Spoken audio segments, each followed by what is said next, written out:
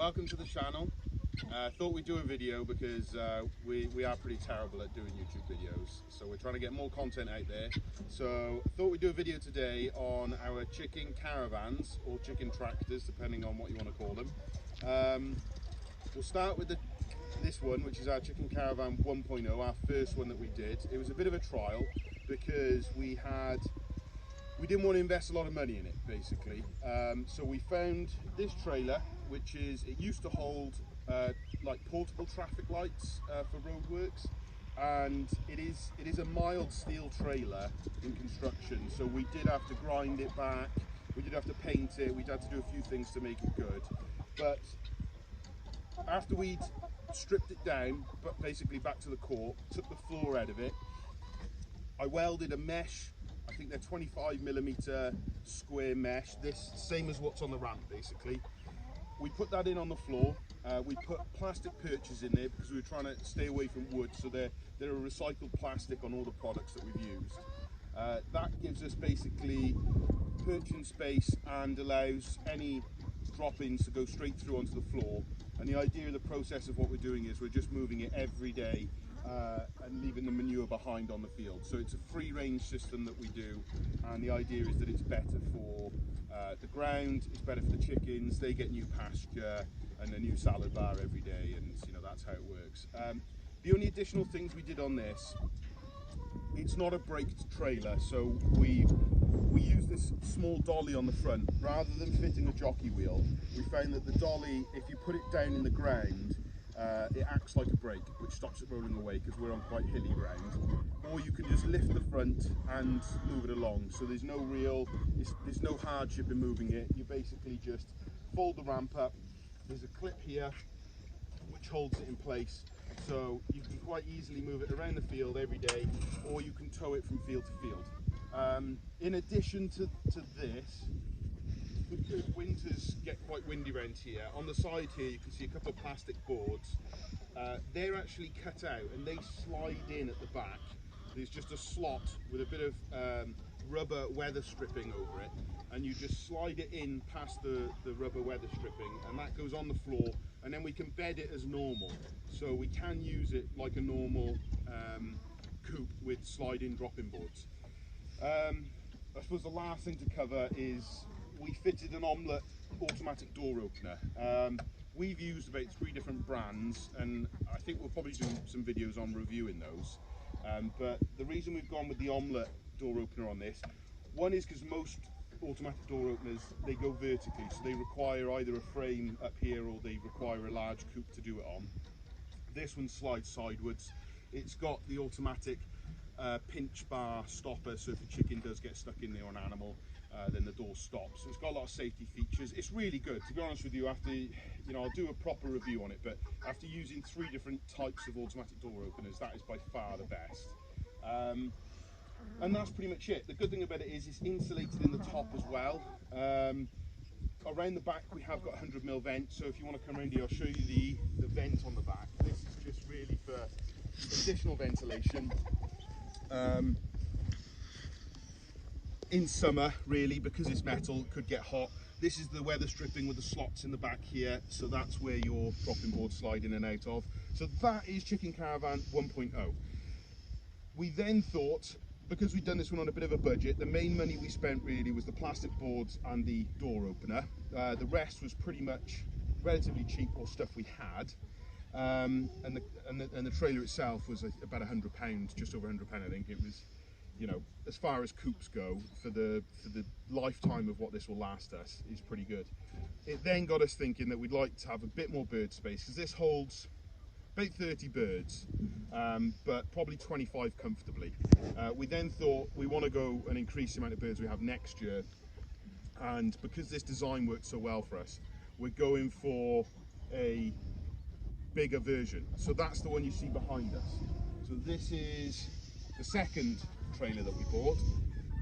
Big differences here are this trailer's galvanized. This one cost us a bit of money, in truthful. We didn't buy it new, it is a second-hand trailer. You know, you could spend over £1,000 new on a trailer like this, I think, but we didn't spend that, we spent about half that.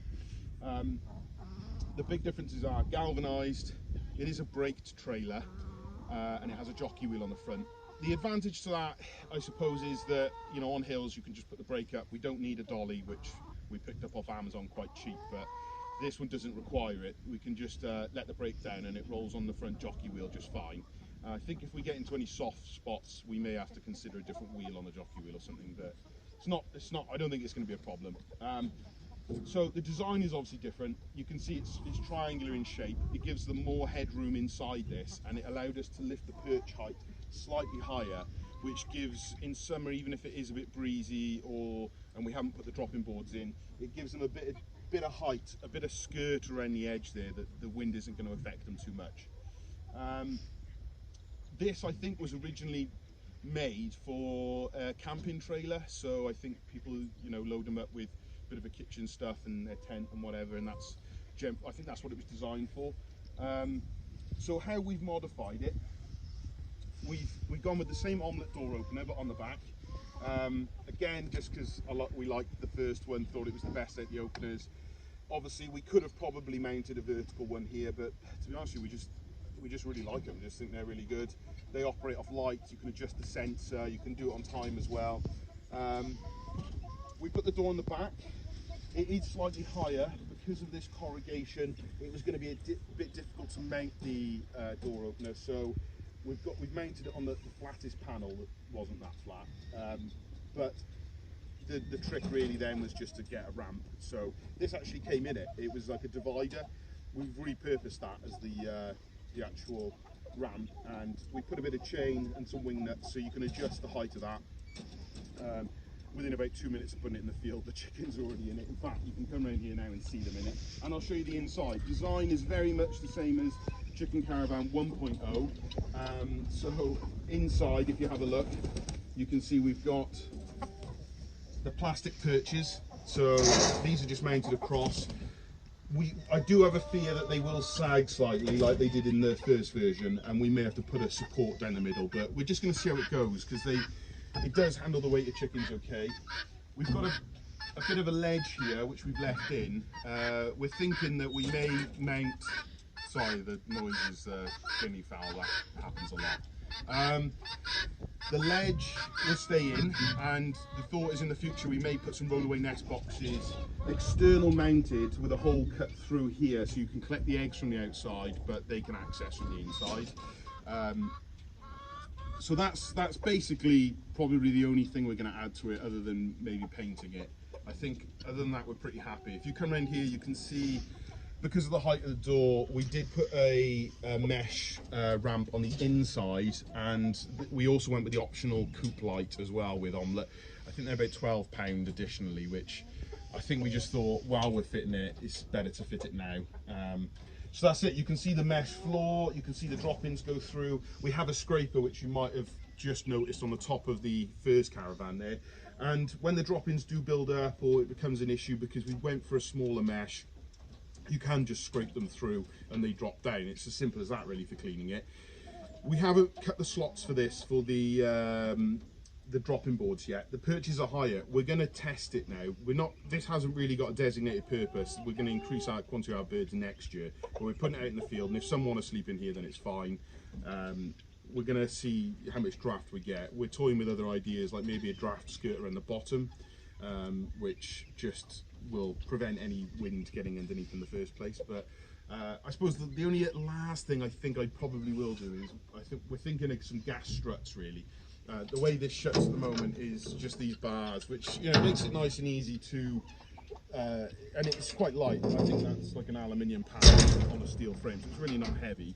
They've got latches which hold them shut, and they've got the weather seal around the outside, so it is a waterproof trailer. It saved us a lot of hassle. You know, we did have to reseal that other trailer. We had to put more effort into making it watertight, putting the weather strip on it, the seals. This trailer really was as simple as taking the wooden floor out, cutting a few bits. We've taken the lights off it because it's not road legal, and one was cracked anyway. But yeah, this is hopefully going to be the second addition to our chicken caravan / tractor range. Thought we'd do a video on it just in case anyone else was interested in a free range system and ease of moving birds about. It's something that, you know, we've kept birds for, God, I've kept you know, I've had them most of my life, but between us we've had birds the last 6 or 7 years, maybe even longer, and we've tried most systems. And then the last thing that I'll probably show you now is the Eggmobile. So yeah, it's a coined term from Richard Perkins online. We've just gone with it because we thought it was quite a fitting name for this really. It isn't a coop. This is just for the birds to have shelter, food, water and somewhere to lay. We are going to modify this slightly. This is our first attempt at an Eggmobile. It's a caravan chassis. That's what we bought the actual frame as. Very lightweight aluminium. We then built this frame on the back with mesh again for ease of cleaning, so hopefully when the drop-ins do just go through onto the floor. We use the grandpa feeders. For waste really, we were struggling with birds. The oldest one we've got, I think we've had for about 4 years. They're really good quality, they're galvanised, they last. So after having that one for 4 years with no issues, we bought another one this year. We've got grit and oyster grit stations on the back there as well. So that's the food and shelter and the grit. It also allows the birds to go underneath as well. We then found some second-hand rollaway nest boxes from Solway. You'll see that we've got some bedding in them at the moment. The reason we've done that is to encourage them to lay in there, which does work, but we're only getting about 50% of our eggs laid in this, and it's because it's very open. In summer, you know, we did add these black PVC plastic sheeting there to enclose them, but they still prefer, if the sun's shining, they're not going to go in them. They will prefer to go into a caravan and lay. And we just had some nest boxes set up there, or they'll lay in the omelette, which you see behind us, which we're trying to go away from the omelettes. We're going to use them for breeding and brooding and rearing, but they're not really man enough. They're robust and strong, and as far as plastic hutches go, they're very expensive, but we use them in a garden system and they work really well. But out here on a field and more of an agricultural level, they're not really robust enough to last us. We think they're going to break, so we're just going to use them for brooding and breeding, and that's pretty much it. These with the big wheels and tyres, much better for towing around with a tractor, moving by hand. They're still light enough to move by hand. It's only when we're going uphill that we tend to tow them to the top, and then we tend to just wind our way down by hand, because you can move them by hand then. So that's the Solway rollaway nest boxes. The improvements I think we need to add, like I was trying to sort of get onto, was I think we just need some shelter on the sides. We didn't want to make it too enclosed, because our fear was that once we enclose it too much, they're going to start sleeping in there, and it's just not strong enough. We can't make it secure enough, and you know, we do have foxes and we do have predators, so that's our worry. These with the mesh floor, steel sides, I mean, you know, they are really designed to be predator proof. Water, so we put a corrugated roof on it, and then if you come around here you'll see we did mount a gutter to the front, and we catch all the rainwater that lands on the roof, and the water at this point is nearly full after a bit of rain. We actually haven't topped this up, and this has been in the field now for I think probably, I don't know, 2 months or so, and we haven't actually put any water in it.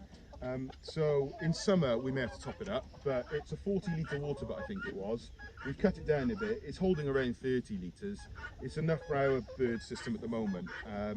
And yeah, so you can see what we've done. We just plumbed it with PVC pipe. We've got the automatic nipple drinkers for the birds, and a cap at the end just for serviceability, so you can undo the cap and clean out if you need to. And we've got 2 rows, so we've got plenty for the birds to drink from. The other plus side of the water butt is just to have water out here, so when you do need to wash out a drink, some food, you know, even rinse your hands, because if you've got chickens, you know that that's going to happen eventually. So it is quite handy to have the water butt on there anyway. And that's pretty much it. Again, it's got a jockey, it's got a brake. We haven't struggled with it at the moment. We've had a lot of rain recently, but this field's pretty good. It travels on there pretty well. I know in this video the noise is probably going to be so annoying at the end of it, because all you can hear is birds, but wherever we go they go, and that just seems to happen. Yeah, so you can get an idea of how our system's working. And if anyone wants me to do a video specifically on how we made it or constructed it, or where we got any of the products, leave a comment or drop us a message, and yeah, we'll be happy to do that. It's a bit of an experiment. I didn't want the channel to be about how-to videos as such. These are more things that have worked for us, and I think it's just good to have variety of people posting stuff about different concepts. So you can, yeah, some things aren't going to work, and we'll point out the things that we're not happy with. Like I said, with the rollaways being so open, it's a bit of an issue in winter, but yeah, some things do work, and on the whole the system seems to be working quite well. So yeah, hopefully more videos to come. We've got polytunnels to finish putting up. We've got the goats, the sheep, the electric fencing. We've got a lot of improvements on the fields that we're doing at the moment, and we'll try and do a video on each of them. And yeah, if anyone wants anything specific, just ask.